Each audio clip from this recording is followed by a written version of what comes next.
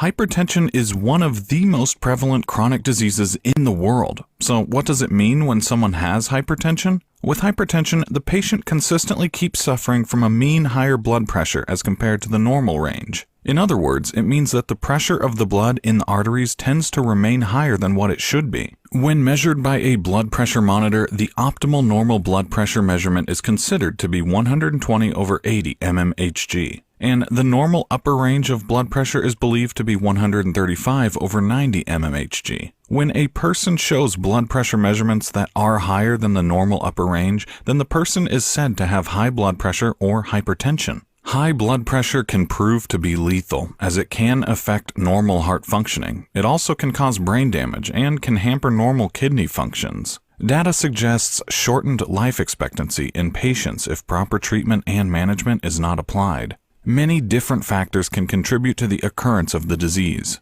It has been noted that about 90 to 95% of the people who have hypertension suffer from primary hypertension. The word primary hypertension implies that the hypertension is of unknown origin. Still, there are some factors that have been found to contribute to the occurrence of the disease. The biggest one is obesity and weight gain. These play a major role in the development of hypertension. Obesity may account for 65 to 70% of the risk for the onset of hypertension in an individual. Sedentary lifestyles are a lifestyle devoid of physical activity, and they've been termed as a leading cause for the development of hypertension in most patients.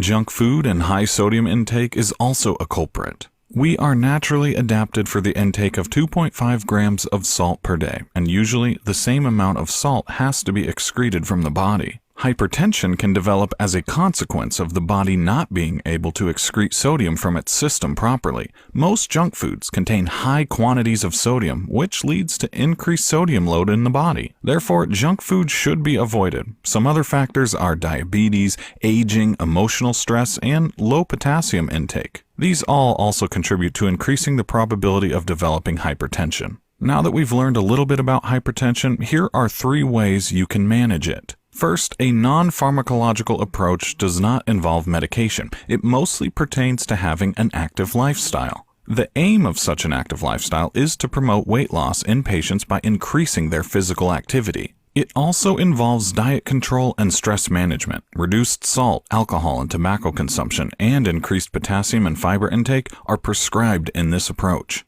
The second approach is a pharmacological approach. In this one, specific drugs are used to control high blood pressure. Most patients find it hard to change their lifestyle. People get used to leading a specific way of life for so many years and prefer drugs instead of making a change in their daily routines. These drugs work by maintaining the blood pressure at normal levels so that injury to the different organs of the body can be avoided. And lastly, a combination of both pharmacological and non-pharmacological approaches can be used. This comprehensive hypertension management approach focuses on reducing the overall harmful effects of the disease by applying both lifestyle modifications and pharmacological interventions. Thank you so much for watching this video. If you liked it, please share with your friends.